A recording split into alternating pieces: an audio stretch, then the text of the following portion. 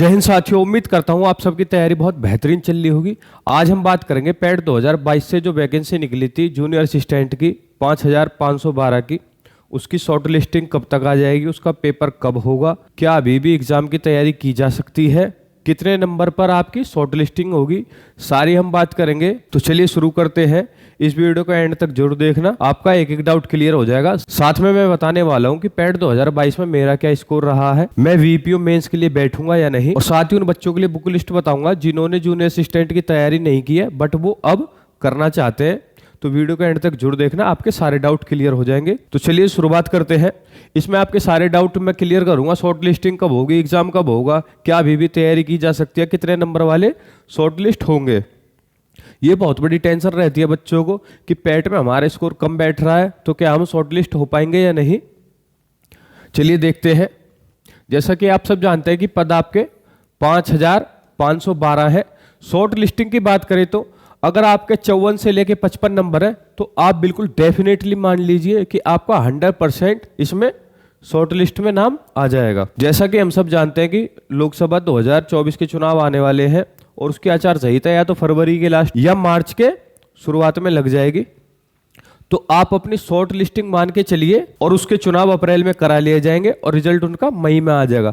देख रहे हैं कि ये नेता अपने काम को पहले ही फिक्स कर लेते, कई महीने पहले फिक्स आ गया कि रिजल्ट कब आएगा, बट आयोग बच्चों को 2-3 साल से लटकाए हुए है। लेखपाल की अब तक ज्वाइनिंग नहीं दी है।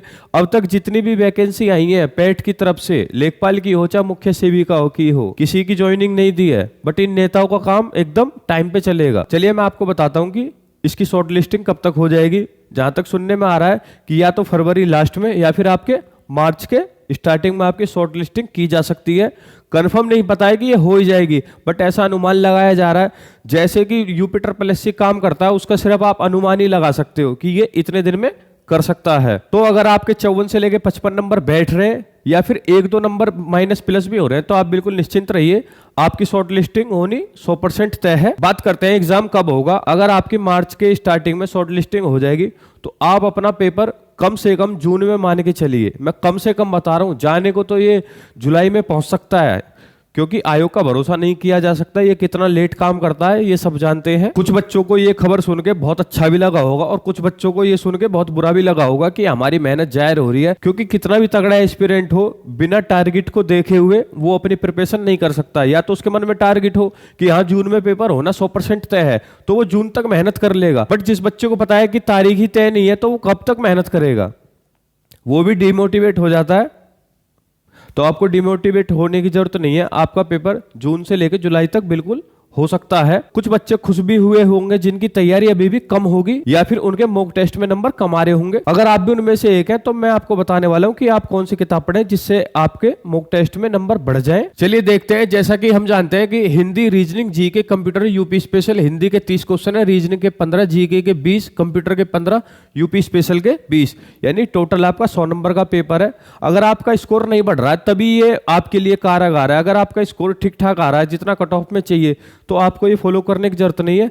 बट अगर आपका स्कोर अभी भी कम आ रहा है या फिर अब आप जूनियर असिस्टेंट की तैयारी चालू करना चाहते हैं तो ये बुक लिस्ट आप बिल्कुल फॉलो कर लीजिए। देखिए हिंदी के लिए है आपके आदित्य पब्लिकेशन, इससे बाहर एक भी क्वेश्चन नहीं आने वाला है।